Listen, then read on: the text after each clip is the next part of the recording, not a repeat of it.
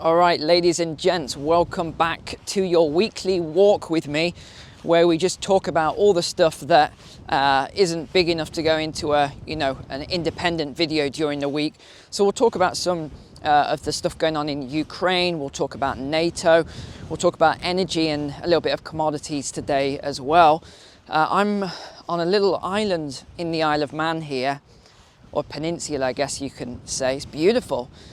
Really beautiful. Very, very sunny, but also extremely windy. That's why my eyes might water a little bit. It's very, very windy, but I'm sure you're glad that I've got the wind blocker on so it doesn't disturb your audio. Now, just a reminder, if you haven't watched my macro video that I told you about yesterday, definitely check that out. I'll post it as a link below, a pinned comment and the top of the description. Definitely check that out, especially if you don't know what to do right now with your cash, with your investments, pensions, IRA. I talk about precious metals through to mining, electric vehicle commodities and metals, lithium, cobalt, everything else like that. Do you invest in growth stocks right now? Do you invest in value stocks, tech stocks?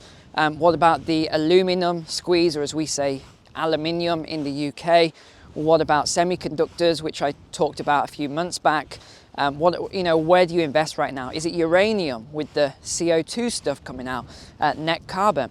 All of that's covered in that macro video, so definitely check that out. So one thing that people aren't really talking about at the moment, and some of you it might not affect too badly, some of you it might affect, is that in the Ukraine and Russia region, they actually produce 60% of the world's supply of sunflower oil. Now, if you think about it, 60% of the world's supply comes from the region, and we've got all of this conflict right now and instability. This is obviously going to hit sunflower oil supplies. What about wheat?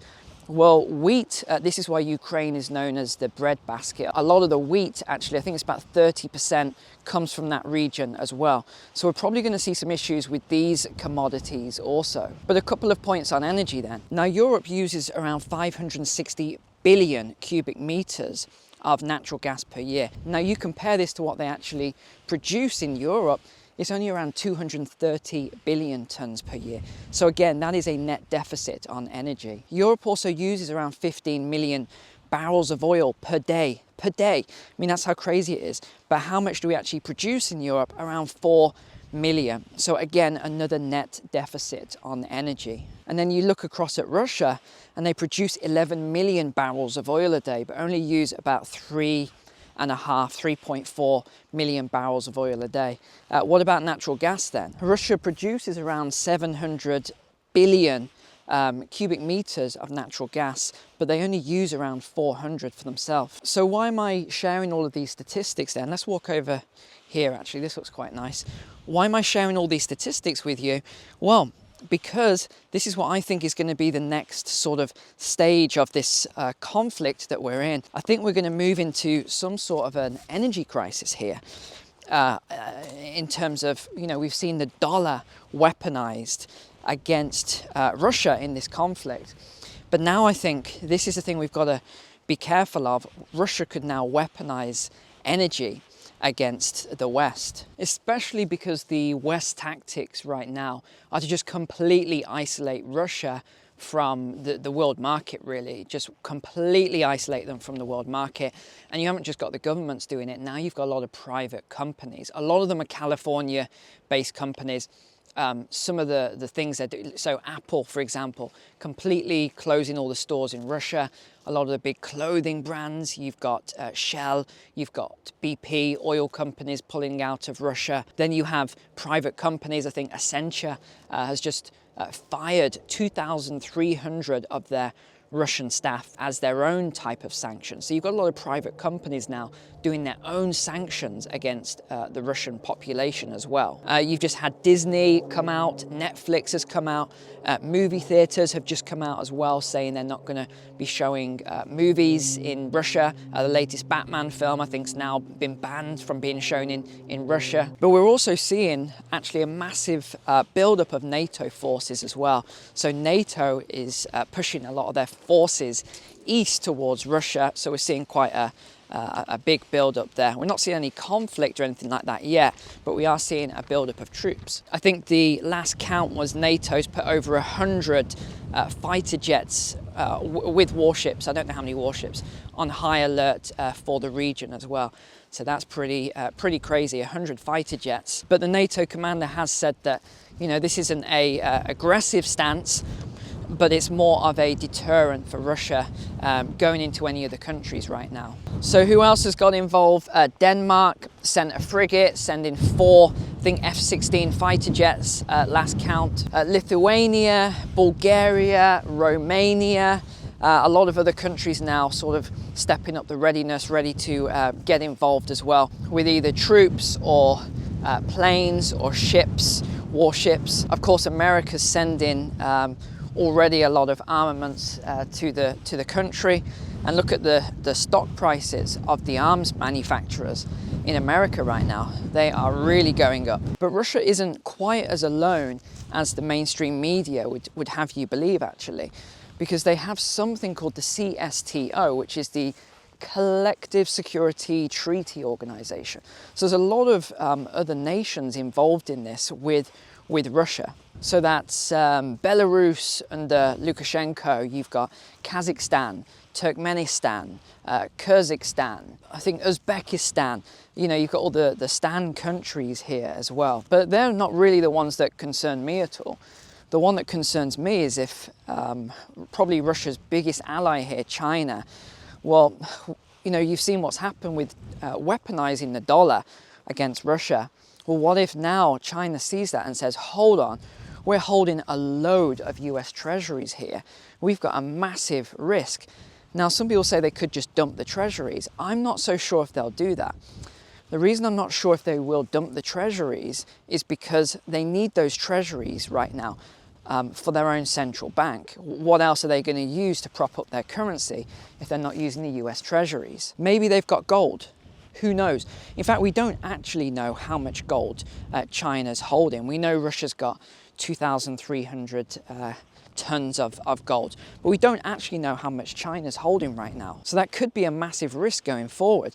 And one other thing I said in yesterday's video is, even though everyone's trying to put pressure on China to sanction Russia and to cut them off from SIPs and everything else, I don't think China's going to do it. I really don't. I think China is probably the biggest ally to Russia, so they're going to help them out here. So this is my only concern. We're seeing this convergence now of different nations going on to different sides. And just one story that came up this morning, which I thought was really, really strange. That was the CEO of Ammo Inc. in the USA saying they're about to donate 1 million rounds to Ukraine. Now, why do I think this was a little bit unusual? Well, that's because for the last 2 years, the USA has had an ammo shortage. There's just no ammo anywhere to be found. And now the CEO of Ammo Inc. is about to donate 1 million rounds. I thought that was a really bizarre story that I heard today. One other story I wanted to share with you. I was in the Army Surplus store here on the island just a few days ago now. I was speaking to the owner, and I was saying, wow, it's really busy in here for an Army Surplus store. Usually you go in and they're pretty dead and you can find whatever you need to find. But he said, oh yeah, it's been absolutely crazy. We've just had guys coming in non-stop after the Liz, what's her name? In fact, I've got it written down. Liz Truss, the Secretary of State for Foreign, Commonwealth and Development Affairs for the UK. So she basically said on 3 separate interviews, this was, that she supports British men going to Ukraine to fight in Ukraine.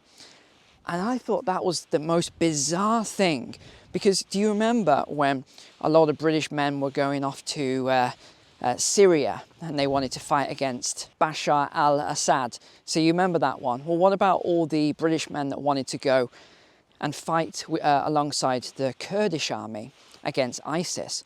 Well, all of those guys that went off, they were told by the government that if they went off and did that, they would be potentially tried on return for war crimes. So I think sometimes politicians can make statements like that without realizing just how big those implications can be for some people who maybe they couldn't ever get into the army or the Marines or something.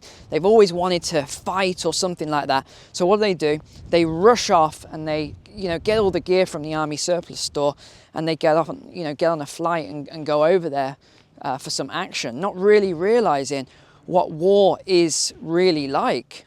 It's not like the video games, believe me.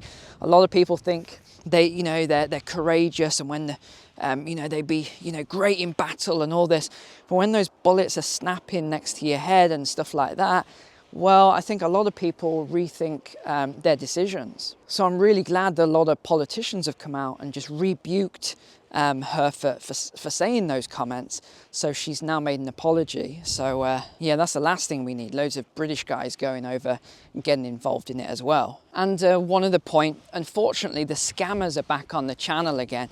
You'll probably see them all over the place impersonating me. Don't get caught out by this. So many people are getting scammed by this. I've actually reported it over and over again to YouTube. I've done everything you can possibly think of to stop these scammers.